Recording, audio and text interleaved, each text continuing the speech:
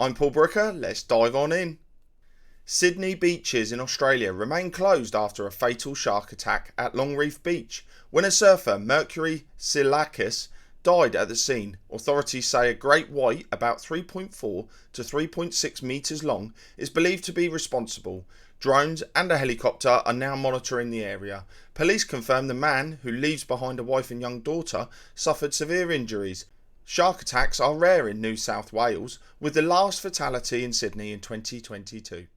Thousands have gathered at the Vatican as Pope Leo canonised the first millennial saint, 15-year-old Carlo Acutis.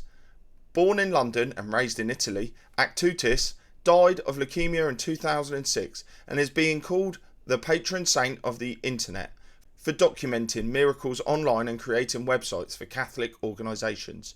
A second canonisation honoured Pier Giorgio Frassati, an Italian mountaineer and humanitarian who died in 1925.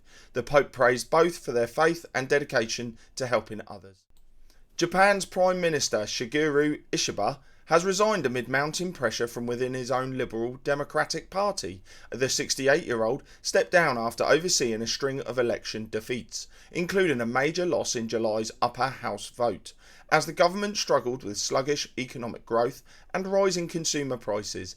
Ishiba announced he would start a party leadership vote to choose his successor, following advice from senior colleagues. Despite the setbacks, the LDP and coalition partner Komeito remain in power, relying on a divided opposition to maintain control. Heading over to the US, internal emails reveal chaos in the final weeks of President Biden's term over his clemency process. Senior officials questioned how thousands of pardons and commutations were granted, many using an auto-pen signature rather than Biden signing personally. Critics, including Justice Department staff, said they weren't properly consulted and warned some recipients had violent criminal records.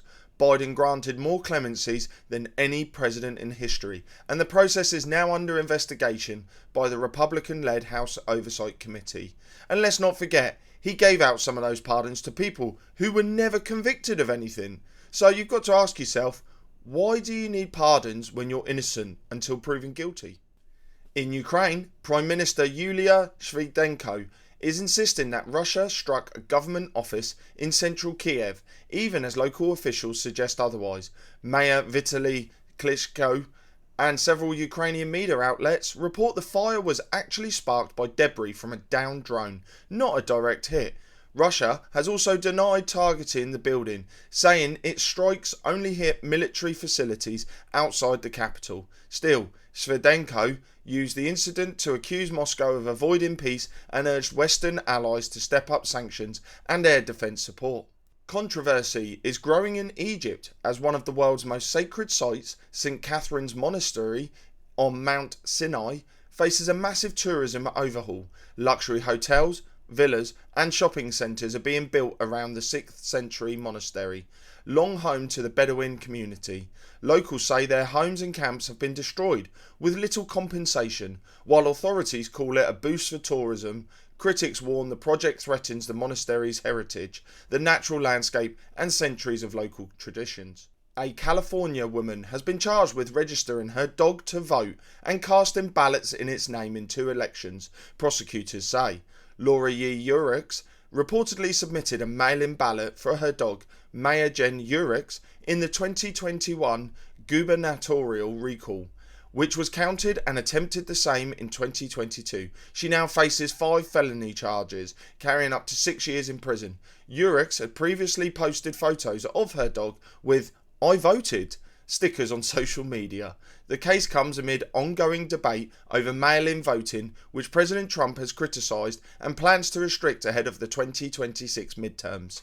The Kremlin has said peace in Ukraine could be closer thanks to dialogue between President Putin and US President Trump. Kremlin aide Kirill Dmitriev claimed the 2 leaders' talks could even prevent World War III. Trump and Putin have held multiple phone calls and met in Alaska in August, discussing a potential resolution, though no ceasefire was agreed. Dmitriev insisted that dialogue and mutual understanding, not sanctions or isolation, are key to ending the conflict, while Moscow says any deals require Ukraine to accept neutrality and new territorial realities. Canadian Prime Minister Mark Carney has unveiled a bold plan to revive the economy, launching a major projects office to fast-track construction of ports, highways, mines and potentially a new oil pipeline.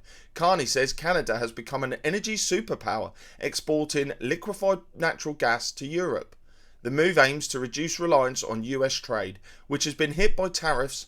Critics, including Greenpeace and Indigenous leaders, warn the plan risks harming the environment, but Carney insists urgent action is needed to protect jobs and the growing economy. And my final story of the day. Israel has bombed a third residential high-rise in Gaza City in as many days, targeting Al Roya Tower. After issuing an evacuation warning, one person was killed in the strike following overnight attacks that killed 14, including at a school sheltering displaced Palestinians. The Israeli military claims the towers housed Hamas infrastructure, though Hamas denies this. Tens of thousands of residents have fled as Israel threatens a ground offensive, while international calls grow for a ceasefire and the release of hostages. And that was your bite-sized news on Monday, the 8th of September 2025. Thanks for joining me. I look forward to seeing you all over on Brooker.tv, where you can find all my content. So all that's left for me to say is to take care, God bless, see you all soon. Bye now.